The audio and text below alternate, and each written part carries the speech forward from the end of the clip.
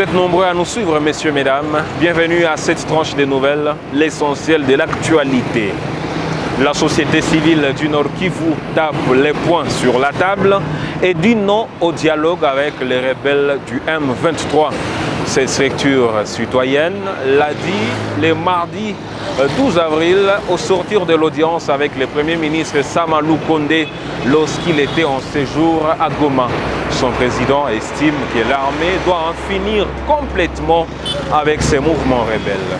Blaise Bassabossé nous signe ces reportages.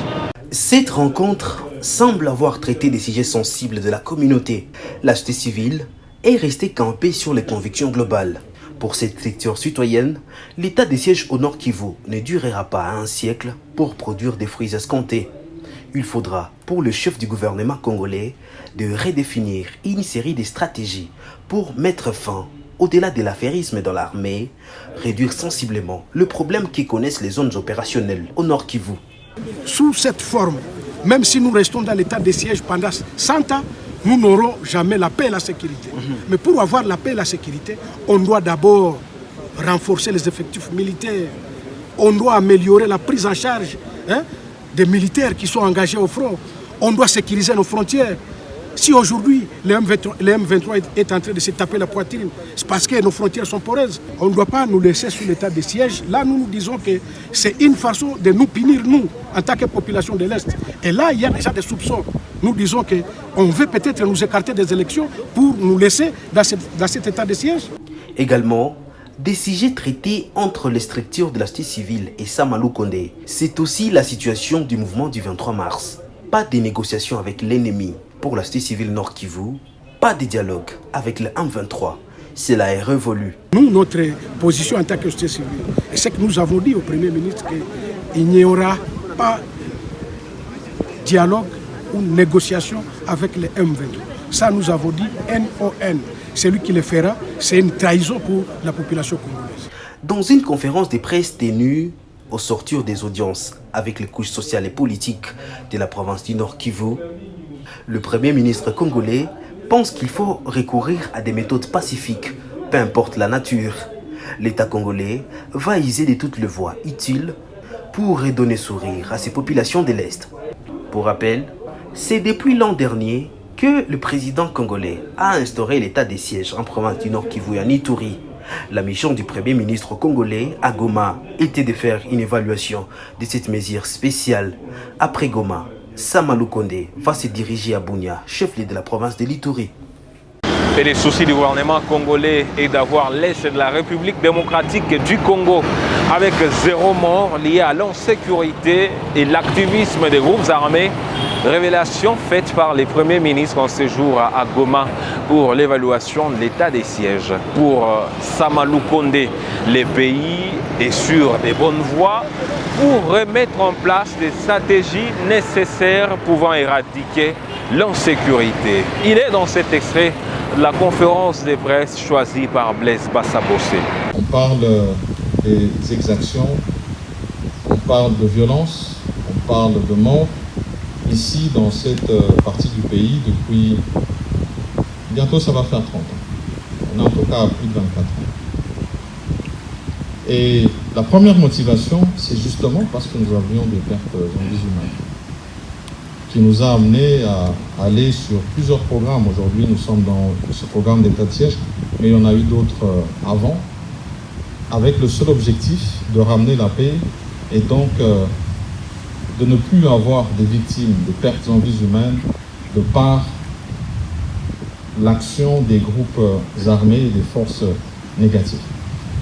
Donc, la question, c'est pas de savoir combien de morts nous faudra-t-il avant de mettre fin à l'état de siège, mais ce serait de dire que nous avons besoin de ne plus avoir de morts qui nous viennent de ces exactions, de ces forces négatives et avoir la paix ici, non seulement dans le Nord Kivu, ainsi que dans l'Ituri, mais sur toute l'étendue de la République.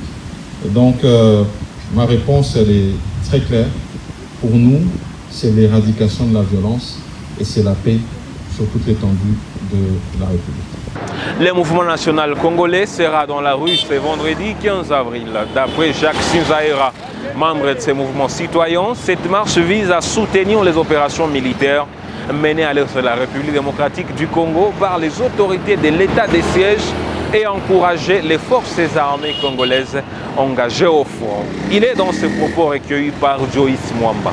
La motivation, c'est de voir d'abord que la paix, c'est une affaire de tous et que nos militaires se sont tant sacrifiés pour l'intégrité territoriale et que ces militaires aujourd'hui demandent l'appui du peuple. Ce qui nous a plus encore motivés, c'est de voir que lors de l'incursion des rebelles M23 à Tchenguerero, ils ont dit viennent chasser l'état de siège. Parce que nous, on n'est pas contre l'état de siège, on n'est que pour la sécurité. Et qu'aujourd'hui, le peuple ne peut jamais se relier avec le rebelle parce qu'on n'a qu'une seule armée, qui est le FRDC, et que la population doit accompagner cette armée qui se bat jour et nuit pour protéger la population, pour sauvegarder l'intégrité territoriale.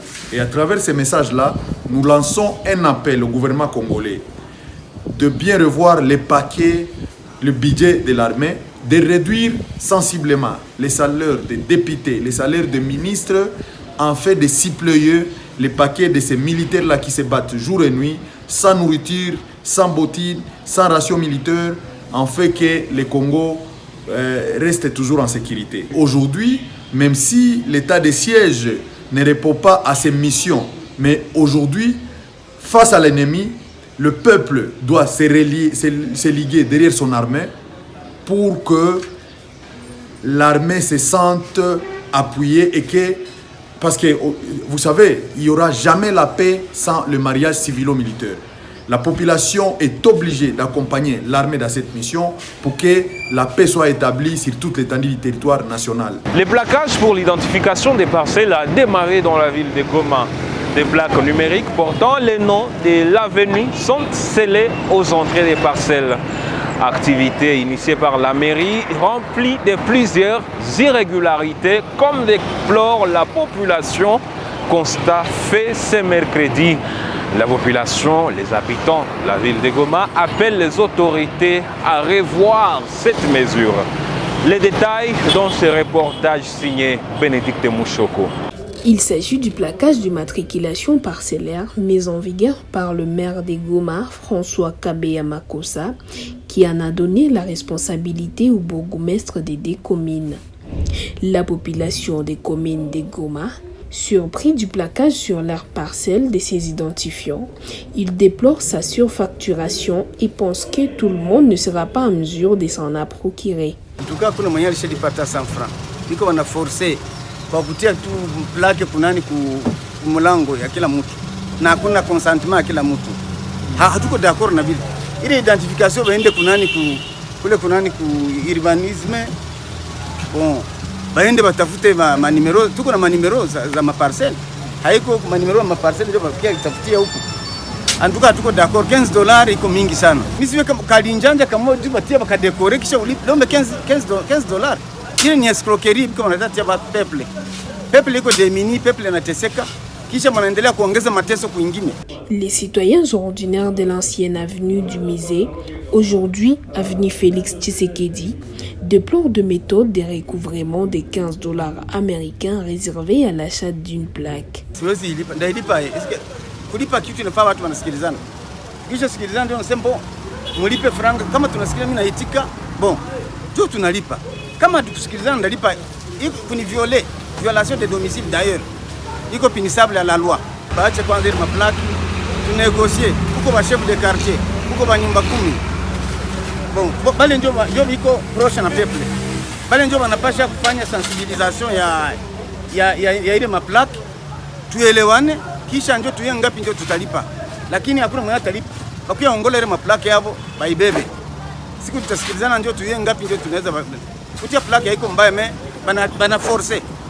On ne force pas la nature. Tenez, au cours de cette opération du plaquage d'une manière sporadique, certaines avenues ont changé de nom.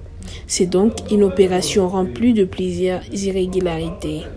Et pour finir, les prix des denrées alimentaires ne cessent d'augmenter sur les marchés en ville de Goma. Constat de votre rédaction le lundi 11 avril, mais les vendeurs rencontrés au marché Birere par exemple disent faire une réduction des prix pour certains aliments, comme notamment l'huile, les riz, mais chose qui n'enchante pas les marchands. Ils souhaiteraient voir les choses redevenir à la normale. Jemima Nyembo nous en dit plus. Suivez. C'est depuis un moment que la population de Goma s'est plainte de la hausse des prix des denrées alimentaires. Situation qui met non seulement les commerçants en difficulté, mais aussi les clients, soulignent certains vendeurs rencontrés au marché Biréré. L'huile et le riz par exemple, le prix a moyennement baissé car un bidon d'huile qui s'est vendu à $50 revient aujourd'hui à $41. Et un verre de riz qui était à 500 francs, aujourd'hui s'est négocié à 400 francs. Situation moins confortable pour les marchands qui souhaiteraient voir le prix revenir à la normale.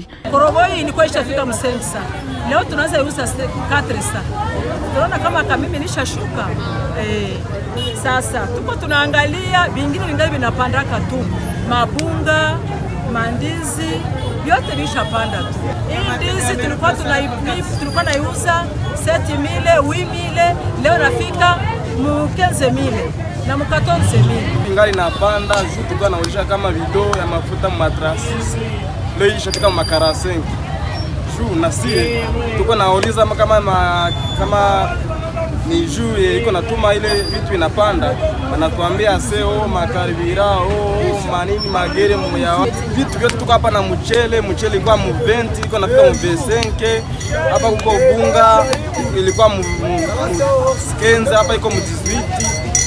Ni vitu vyote sana. Mafuta ilikuwa mu 40, hapa iko mu 45. Leo krize iko njoo ya mingi na wakuza bauze na njana iko ya mingi. Pour rappel, l'Assemblée nationale, à la suite d'une motion, vient de déchoir le ministre de l'économie pour notamment la mauvaise gestion de son secteur au niveau national. Et c'est la fin de cette tranche des nouvelles sur Moutetesi Télévision. Vous suiviez l'essentiel de l'actualité. Merci de votre fidélité jamais démentie sur les médias des minorités.